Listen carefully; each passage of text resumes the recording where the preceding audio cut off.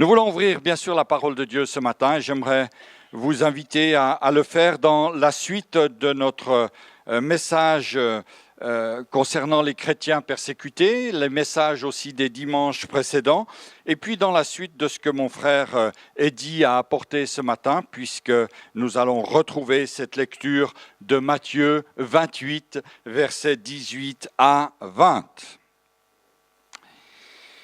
Nous sommes donc dans une petite série qui a comme sujet principal transformer l'essai. Nous sommes appelés à transformer notre vie. Jésus-Christ nous a sauvés. Alléluia. Nous sommes appelés bien sûr à aller plus loin, comme dans les règles du rugby. Nous sommes appelés à faire un effort substantiel pour que notre vie soit transformée. Je reprends donc mon petit dessin, je crois que je le reprendrai encore une fois, peut-être même deux fois, pour que... voilà, ça va trop vite là. Wow, qu'est-ce qui passe là? Wow, ça c'est du rugby à 28 là, non? C'est pas du rugby à 15. Nous sommes appelés à transformer l'essai. Eh ben voilà, ça y est, c'est bon. Tabitha, merci de mettre l'autre en route. Ah non, il revient. Donc on a un petit problème technique, excusez-nous, on pense que c'est la poussière. La poussière, on doit le redescendre, le nettoyer et le remettre à jour, mais il va revenir. Et puis la décoration, alors c'est des frères et des sœurs qui m'ont demandé, mais il y a eu un mariage hier. Ben non, il n'y a pas eu de mariage. On prépare les noces de l'agneau. Alléluia! Non, c'était un anniversaire, c'était pas un mariage, c'était un anniversaire, celui des femmes brésiliennes qui prient régulièrement pour l'Église. Et elles avaient un anniversaire, c'était l'anniversaire de leur groupe hier, et elles ont fait une fête de prière au Seigneur. Elles se sont approchées dans la prière du Seigneur et puis elles ont laissé la décoration pour nous aujourd'hui. Donc, transformer l'essai, nous allons marquer des points, nous devons marquer des points, nous devons transformer notre vie afin que le plan de Jésus-Christ, le plan de Dieu le Père, s'accomplisse dans notre vie. Je crois que nous ne mesurons pas la dimension de la grandeur, de la puissance de notre Père Céleste. Je crois que vraiment nous devons redécouvrir cette dimension.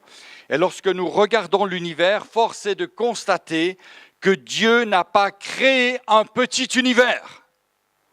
Il aurait pu se contenter de créer une galaxie avec ses quelques milliards d'étoiles, mais nous découvrons de jour en jour l'infinie grandeur de Dieu, l'infinie grandeur du système solaire, l'infinie grandeur de l'univers, somme toute, puisqu'il n'y a pas même pas qu'un seul soleil, il y en a plusieurs. Et ça dépasse complètement notre entendement. Il y a, somme toute, une certaine démesure de Dieu, mais cette démesure atteste la gloire de notre Dieu. Alléluia! C'est pourquoi j'aimerais vous inviter à incliner nos cœurs. Nous voulons prier pour commencer ce temps de méditation de la parole de Dieu. Seigneur, merci de pouvoir nous trouver ce matin devant toi. Nous voulons réaliser, Seigneur, cette grâce que nous avons de pouvoir ouvrir ta parole, de pouvoir la méditer. Seigneur, inspire notre pensée, inspire, Seigneur, mes paroles. Dirige-nous, Seigneur, ce matin, que nous puissions recevoir pleinement le message que tu veux mettre dans notre vie, le message que tu as préparé pour chacun aujourd'hui. Amen. Quand nous regardons autour de nous, nous disons, mais le peuple de Dieu, c'est quelques pourcents de la population. C'est petit, c'est petit. Mais quand nous commençons à entendre ce que Dieu fait dans le monde, la manière dont il soutient encore nos frères et nos sœurs qui sont dans les prisons, nous pouvons dire, mais Seigneur, mais tu es grand, tu es puissant. Il y a des choses aujourd'hui, mes frères et mes sœurs, extraordinaires qui se passent. Des choses extraordinaires. Qui pourrait compter ces églises chinoises, ces églises indiennes aux croissances exponentielles? Personne ne le sait vraiment. Personne ne le sait véritablement, mais je crois que nous pouvons être surpris, nous serons un jour surpris de voir dans le ciel cette multitude que personne ne pourra compter. Ce que Dieu fait aujourd'hui dans l'univers ou dans le monde entier, il veut le faire, mes frères et mes sœurs, aussi dans notre vie. Amen, amen, amen.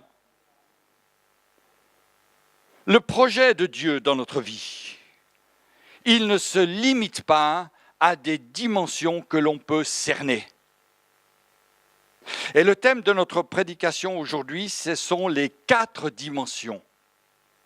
Et à travers le texte que nous allons voir, j'aimerais mettre en évidence comment Dieu veut nous faire vivre sa plénitude, sa dimension.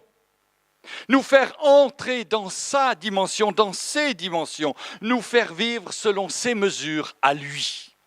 Alors que l'être humain, par confort, par assurance, désire vivre selon ses mesures à lui. Mais Dieu aimerait nous faire vraiment découvrir, je crois, ce matin, une manière de vivre différente, une manière de vivre selon sa mesure, selon sa dimension. J'aimerais que nous puissions prendre un premier texte, c'est ce texte qui va être le soutien de notre message, dans l'épître de Paul aux Éphésiens, au chapitre 3, les versets 14 à 21. Éphésiens chapitre 3, versets 14 à 21. Il s'agit donc de l'apôtre Paul qui écrit à cette église d'Éphèse, qui va leur donner, somme toute, des exhortations, comme il pourrait nous l'écrire à nous aujourd'hui. Et cet écrit de l'apôtre Paul souligne bien qu'il non seulement il va leur écrire à cette église ce qu'il pense, ce qu'il sait, mais en plus, il atteste qu'il prie pour ces hommes et ces femmes. Il prie pour l'église d'Éphèse. Il prie pour l'église. Verset 14, chapitre 3. À cause de cela, je fléchis les genoux devant le Père, duquel tire son nom toute famille dans les cieux et sur la terre, afin qu'il vous donne, selon la richesse de sa gloire, d'être puissamment fortifié par son esprit dans l'homme intérieur, en sorte que Christ habite dans vos cœurs par la foi, afin qu'étant enracinés et fondés dans l'amour, vous puissiez comprendre avec tous les saints quelle est la largeur, la longueur, la profondeur et la hauteur, et connaître l'amour de Christ qui surpasse toute connaissance, en sorte que vous soyez remplis jusqu'à la plénitude de Dieu. Quel texte extraordinaire! Et nous devrions être confrontés par de tels mots. Et je crois que ce texte biblique est à la mesure de la dimension divine de notre Créateur. Ce ne sont pas des petits mots que l'apôtre Paul emploie. Ce sont des mots, pour ainsi dire, inaccessibles. L'univers nous paraît inaccessible, mais les promesses de Dieu ne le sont pas. De même, ce qui est écrit dans sa parole. Dieu ne serait pas en train de nous faire miroiter quelque chose que nous ne pourrions pas atteindre. Non. Ce qu'il promet dans sa parole, connaître l'amour, la plénitude de Dieu, est possible. Amen. Dans les versets 18 et 19 apparaissent 2 verbes liés à l'amour de Christ. Comprendre et ensuite connaître l'amour de Christ. Et j'aimerais ce matin que nous puissions dans ce message suivre un petit peu la pensée de l'apôtre Paul. Que veut dire connaître l'amour de Christ? Que veut dire comprendre l'amour de Christ?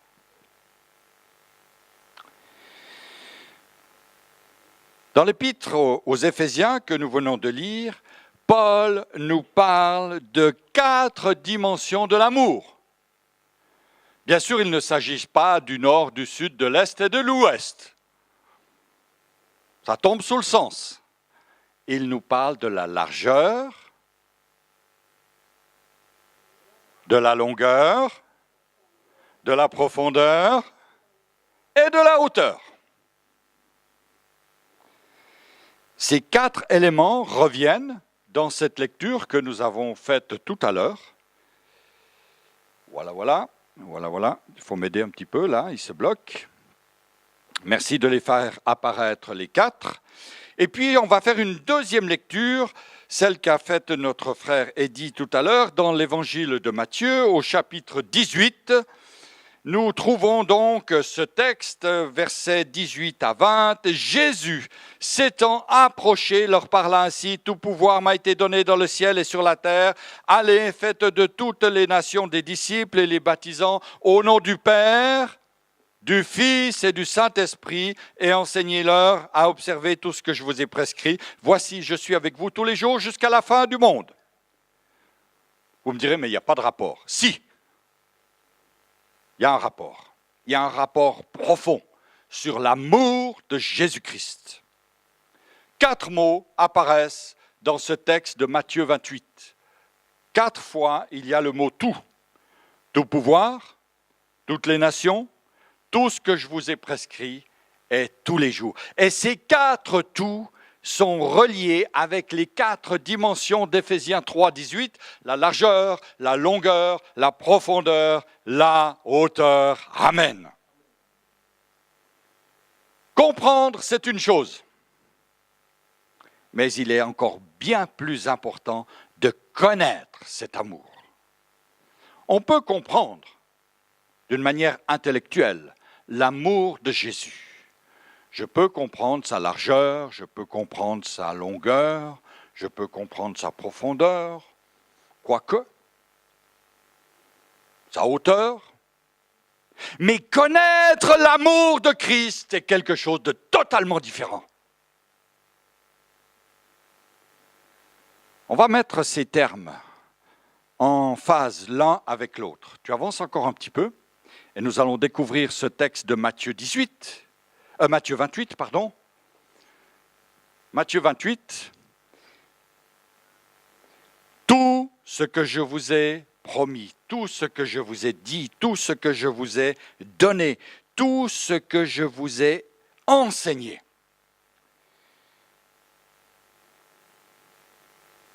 Voilà. Vas-y.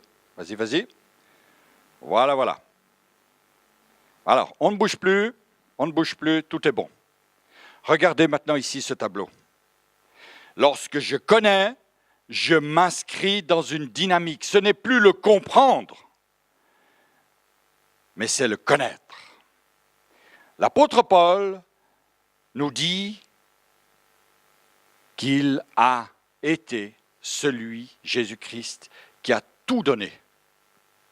Dans sa longueur, dans sa largeur, dans sa profondeur, dans sa hauteur. Les dimensions de l'amour de Jésus-Christ, ce n'est pas simplement avoir une connaissance intellectuelle, c'est le vivre. Connaître, c'est accepter que Dieu agisse en nous. Mais son action est parfois douloureuse. Et je pense que là, vous êtes d'accord avec moi. Mais nous allons voir ce que Dieu veut faire. J'aimerais, mes frères et mes sœurs, que vous vous imaginiez ce matin un petit peu comme l'argile du potier. Hein, il veut nous élargir, il veut nous allonger, il veut nous approfondir et il veut nous élever. C'est complètement différent de ce que nous vivons aujourd'hui dans notre vie. Aujourd'hui, on aimerait maigrir,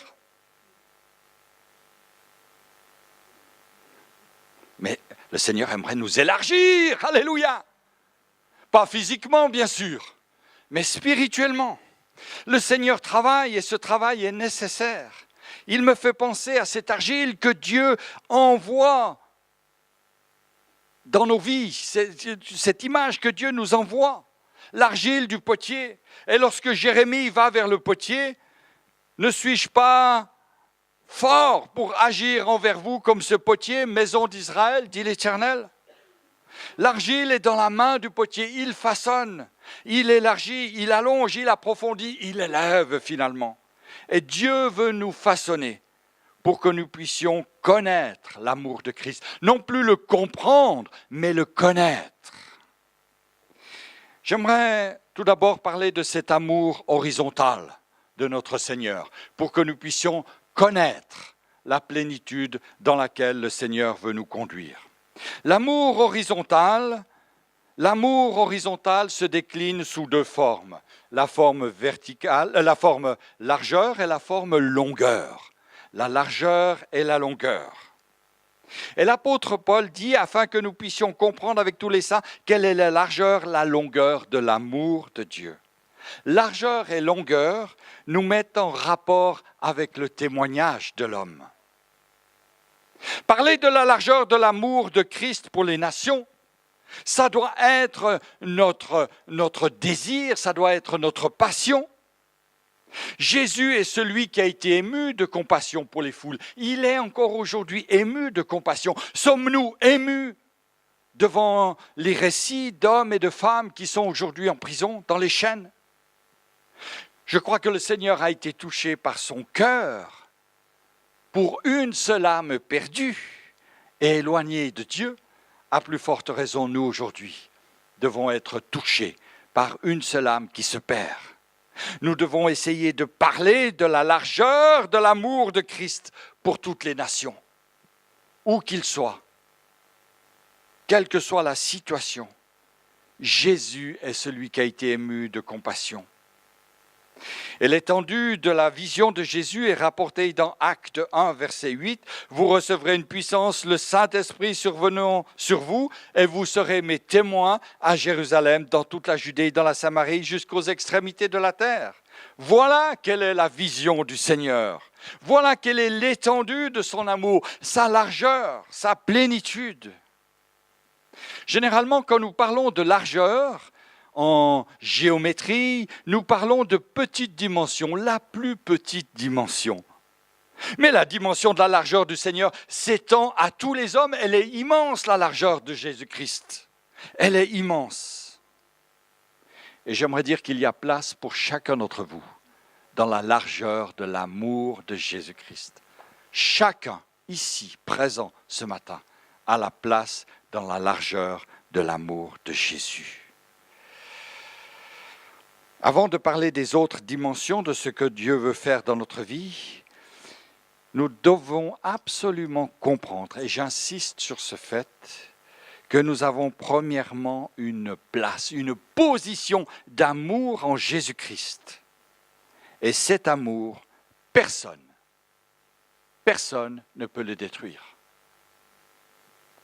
D'ailleurs, l'apôtre Paul dit « Qui pourra nous séparer de l'amour de Dieu manifesté en Jésus-Christ notre Seigneur ?» Dieu m'a accueilli, Dieu t'a accueilli, Dieu t'accueille ce matin. Et le cœur du Seigneur n'est pas étroit, il est large, large, large, large. Ma question c'est, avez-vous trouvé une place dans le cœur du Seigneur ? Connaissez-vous cette largeur de l'amour de Jésus-Christ envers vous? Considérons également ce que Jésus-Christ attend de nous. Aimez-vous comme Christ nous aime, dit l'apôtre Paul aux Corinthiens. Élargissez vos cœurs, alléluia. Mais considérons le fait que c'est Christ qui peut le faire. Nous ne sommes qu'une masse d'argile et c'est le Seigneur qui veut travailler en nous. Avant de parler de la hauteur et de la profondeur, j'aimerais également parler de cette dimension importante de la largeur. Je prends un peu plus de temps, de la largeur dans le sens de l'Église. Nous aimons parce que Christ nous a aimés. C'est là le témoignage de l'Église.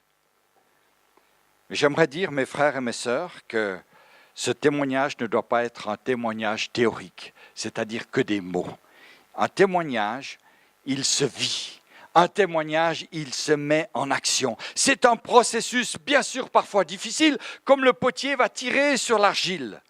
Le Seigneur nous amène à nous élargir, à élargir notre champ de vision, à prier avec foi pour l'œuvre missionnaire, pour les chrétiens persécutés. Notre cœur est peut-être serré par des préjugés, des manières de penser, mais le Seigneur veut nous élargir. Il veut élargir le cœur de l'Église pour que nous puissions voir la gloire de Dieu se manifester dans toutes les nations. Alléluia! Dans toutes les nations. Dieu veut élargir notre vision. Vous savez, on dit qu'une vision sans action, c'est un rêve. Et puis une action sans vision, c'est un cauchemar. Nous devons nous trouver en tant qu'Église dans une vision, celle que le Seigneur nous donne. Dans l'évangile de Jean, au chapitre 4, le Seigneur Jésus dit ceci: « Ne dites-vous pas qu'il y a encore 4 mois jusqu'à la moisson? Voici, je vous le dis, levez les yeux, regardez les champs qui déjà blanchissent pour la moisson. » Moi, je veux lever les yeux et voir la moisson du Seigneur.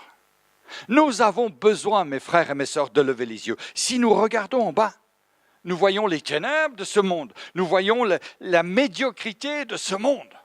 Mais levons les yeux, considérons ce que Dieu est en train de faire. Il prépare son épouse, cela nous a été rappelé ce matin dans le don spirituel.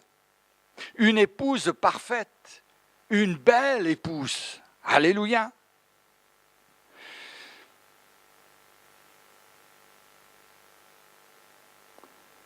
Pierre va un jour recevoir un encouragement du Seigneur. Dans Actes 10, 28, alors qu'il a été dans un questionnement terrible, il va dire « Dieu m'a appris à ne regarder aucun homme comme souillé et impur. » Mes frères et mes sœurs, lorsque il parlait de cette manière, il venait de vivre ce temps où le Seigneur lui avait dit « Lève-toi, tue et mange ». Et Pierre avait répondu « Je ne peux pas ». Mais les événements l'ont amené à comprendre ce que Dieu voulait de lui. Et il va pouvoir dire, Dieu m'a appris à ne regarder aucun homme comme souillé et impur. Quel est notre regard? Celui que nous portons sur notre voisin, sur notre voisine, sur les enfants du dessous, sur les voisins du dessus, sur notre facteur, sur... Quel regard est-ce que nous portons sur les autres? J'aimerais conclure cette parole sur la largeur, ce temps sur la largeur de l'amour de Christ, avec cette parole d'Ésaïe. Élargis l'espace de ta tente. Alléluia. Affermis tes pieux. Élargis l'espace de ta tente. Nous avons besoin de nous élargir. Parlons maintenant de l'amour de Jésus-Christ. Et là, il est fait référence non pas à des nations, mais à une durée. Un amour qui tient dans la longueur. Ce n'est pas l'amour coup de foudre. Je t'aime aujourd'hui, mais demain. L'amour de Jésus-Christ est un amour qui dure sur la longueur. D'ailleurs, Jésus nous a dit, je suis avec vous tous les jours. Alléluia. Matthieu 28, je suis avec vous tous les jours. Il n'y a pas un jour où Jésus-Christ n'est pas avec toi, mon frère, ma sœur. Il n'y a pas un jour où Jésus n'est pas avec toi. Bien sûr, nous avons des jours sans Jésus. Enfin, non, j'ai peut-être parlé trop vite. Vous avez toujours Jésus avec vous. Vous êtes toujours avec Jésus. Alléluia. Mais parfois, il y a des jours où on aimerait naviguer sans Jésus. Ça serait plus confortable. Et là, je pense aussi que nous devons examiner nos cœurs. Il y a des choix que nous devons faire. J'ai Jésus avec moi. Jésus est avec moi. Cela veut dire que du lundi au dimanche, il est avec moi. Là où je vais, là où je suis invité. Ma femme avait hier soir son repas d'entreprise. Elle travaille dans les grands magasins Manor. Un repas dans un grand restaurant pour tout le personnel. Waouh! Elle m'a raconté ça ce matin. Ben, moi, je préfère être avec vous. Bon, on a pu témoigner, mais que c'est difficile. Mais là où je vais, est-ce que Jésus vient avec moi? Est-ce que je prends Jésus avec moi? Cette longueur de l'amour de Christ se définit par sa patience et sa fidélité. La longueur de l'amour de Christ est la longueur de son âme. Paul parle de la longanimité de Dieu. C'est la longueur de son âme à mettre en rapport avec la longueur de son amour, de sa patience et de sa fidélité manifestée. Amen. Dieu a une longueur d'âme extraordinaire. Dieu patiente. Dans l'Ancien Testament, il était d'ailleurs il est intéressant de lire la mesure prophétique. Lorsque, par exemple, le psalmiste va parler de la longueur des narines de Dieu. Waouh! La longueur des narines de Dieu. Le nez de Dieu est témoin de la patience de Dieu. Ils font référence, ces psalmistes, ces poètes, par exemple, à un taureau qui souffle par ses narines sa colère. Et heureusement que les narines de Dieu sont longues, bien plus longues que celles d'un taureau, bien plus longues que celles de Cléopâtre.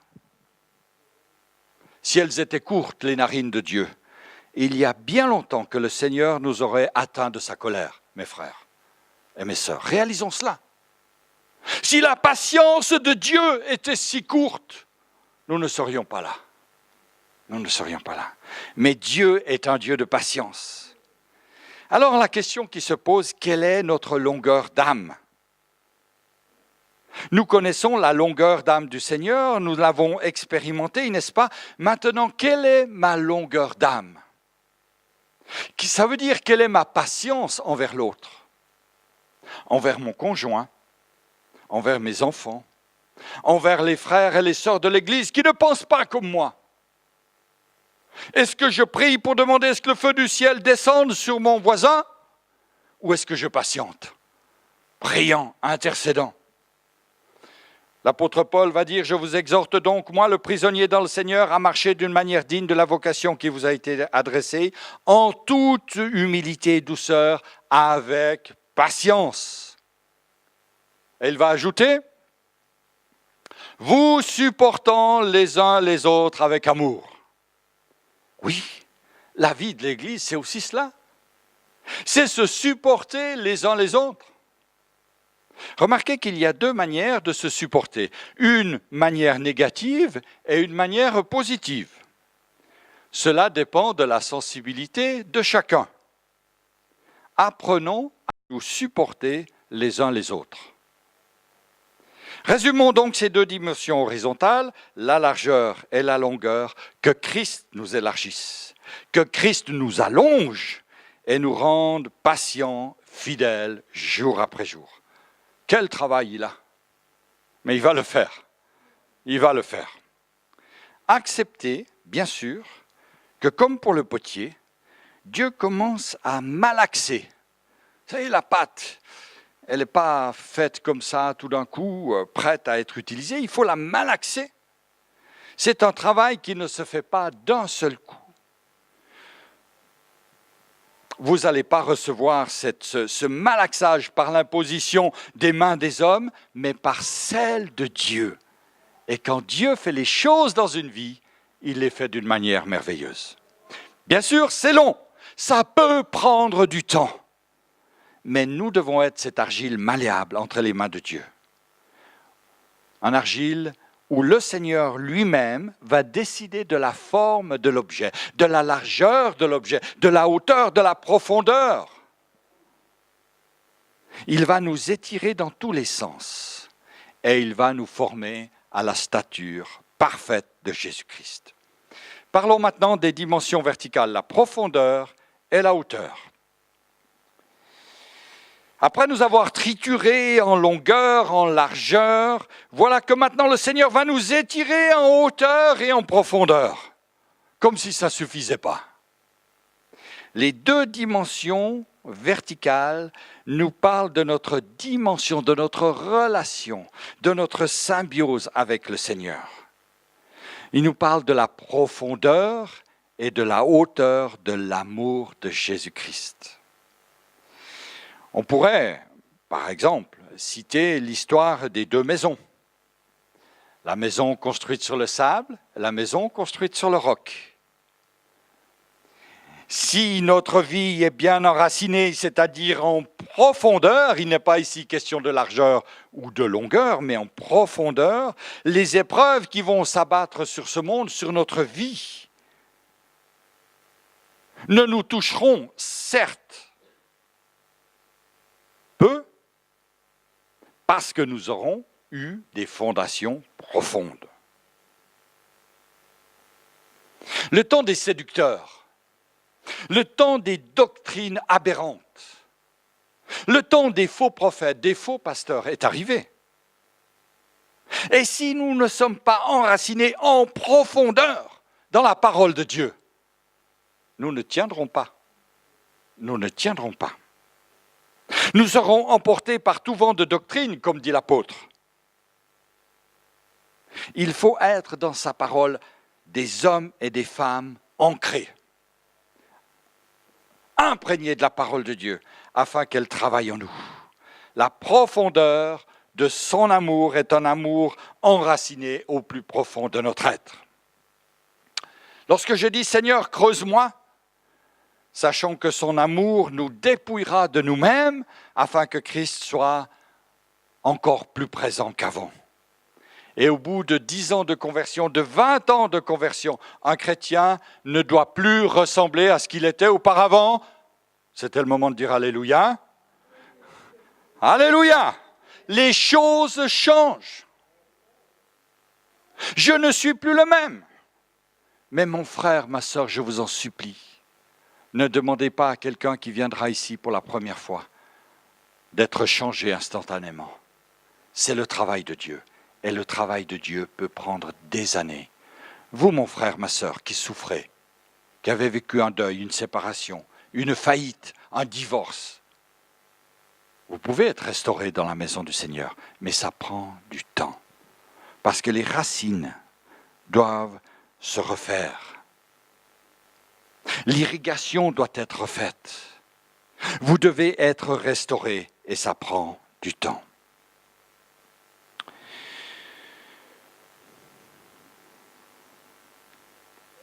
Parfois nous disons, Seigneur, je veux la hauteur, je veux la puissance, je veux la force, je veux l'autorité. Et Dieu nous dit, d'abord mon gars, viens un peu là. Il faut que je t'aplatisse. Il faut que je t'élargisse. Il faut que je t'allonge. Il faut que tu t'approfondisses. Et ensuite, tu connaîtras la hauteur. Ensuite, tu connaîtras une certaine puissance, une certaine force. La hauteur de l'amour de Jésus-Christ. En effet, c'est quelque chose qui nous est réservé. Frère Eddy en a parlé en disant, citant Matthieu 28, verset 18, « Jésus s'étant approché, leur parla ainsi, « Tout pouvoir m'a été donné sur la terre et sur le ciel. » Et je mets bien sûr cette notion de tout pouvoir en relation avec la hauteur. Nous ne sommes plus maintenant dans la profondeur, nous sommes dans la notion de hauteur. Et Dieu désire nous installer dans cette position d'autorité, mais nous la désirons tout de suite, sans être aplatis, sans être élargis, sans être approfondis, nous désirons tout de suite la hauteur. Imaginez une tour, mes frères et mes sœurs, qui serait construite sans fondation. Une tour qui serait construite tout en hauteur, comme ça là. Un immense gratte-ciel. On a tous fait ça quand on était gamin. On a posé des plots les uns sur les autres. Puis au 18e, il y a tout qui tombe. Parfois, on est comme ça. On aimerait le pouvoir. Mais Jésus a dit, vous marcherez sur les serpents, vous ne serez pas blessés, vous ne mourrez pas. On veut la puissance, mais on n'est pas prêt à faire travailler notre Seigneur dans notre vie pour que nous soyons approfondis, élargis, allongés. Je dois malheureusement conclure. Est-ce qu'on va voir cette image du potier là? Ouais. Et vous avez vu? Bon, elle est pastille. Le potier a fait une croix, alléluia. La vie de Jésus-Christ doit être en nous. Laisse-la comme ça, tant pis pour le potier. La croix est meilleure. Alléluia, surtout qu'aujourd'hui on a caché celle qui était là. La croix est meilleure. La croix, c'est là que le Seigneur nous fixe rendez-vous. Et il nous travaille. C'est l'argile de notre Créateur. Et la seule chose que nous pouvons dire aujourd'hui, et ça sera mon mot de conclusion, je veux mettre ma vie, Seigneur, sur le tour du potier. Je veux être un vase vivant entre tes mains, un vase que toi tu façonnes, un vase que tu vas rendre pur, un vase noble pour un usage noble dans tes mains. Je ne veux pas être cuit par les traditions, par mes habitudes, par mes épreuves, mais je veux rester un vase d'argile que tu puisses travailler. Alléluia. Nous voulons incliner nos cœurs. Seigneur, nous voulons nous présenter devant toi ce matin avec reconnaissance, Seigneur, pour ce que tu as déjà fait dans nos vies. Tu nous as sauvés par Jésus-Christ. Tu nous as pris, Seigneur, des profondeurs de cette vie, de ténèbres. Tu nous as sauvés. Et aujourd'hui encore, Seigneur, tu désires que nous allions plus loin, que nous transformions, Seigneur, l'essai, que nous marquions des points, Seigneur, pour la gloire de ton nom. Seigneur, merci de nous façonner, de nous travailler dans notre largeur, dans notre longueur, dans notre profondeur, dans notre hauteur, Seigneur. Nous voulons laisser ta main divine agir sur notre vie, au travers des temps qui sont peut-être des temps difficiles, des temps d'épreuve. Des temps, Seigneur, où nous aimerions mieux ne pas être sur le tour du potier,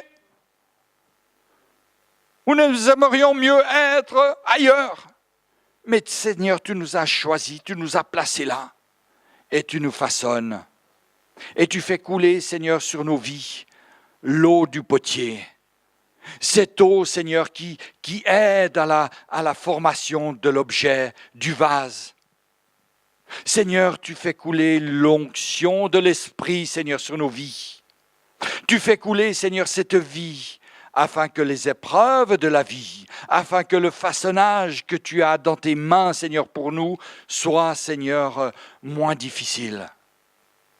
Seigneur, je prie pour que cette onction, ces fleuves d'eau vive, cette eau qui rafraîchit, qui renouvelle, qui façonne, puisse accompagner tes mains, Seigneur, dans nos vies. Nous abandonnons tout préjugé, Seigneur. Nous abandonnons toute fausse habitude, toute attitude de religion, Seigneur. Nous l'abandonnons entre tes mains, en te disant, Seigneur, viens, purifie. Purifie ma vie, Seigneur. Purifie l'argile que je suis. Que tes mains de Père, Seigneur, puissent me rendre toujours plus semblable à toi, une stature parfaite, la stature parfaite de Christ. Seigneur, je reconnais que j'en suis bien loin et nous avons, Seigneur, besoin de ta grâce.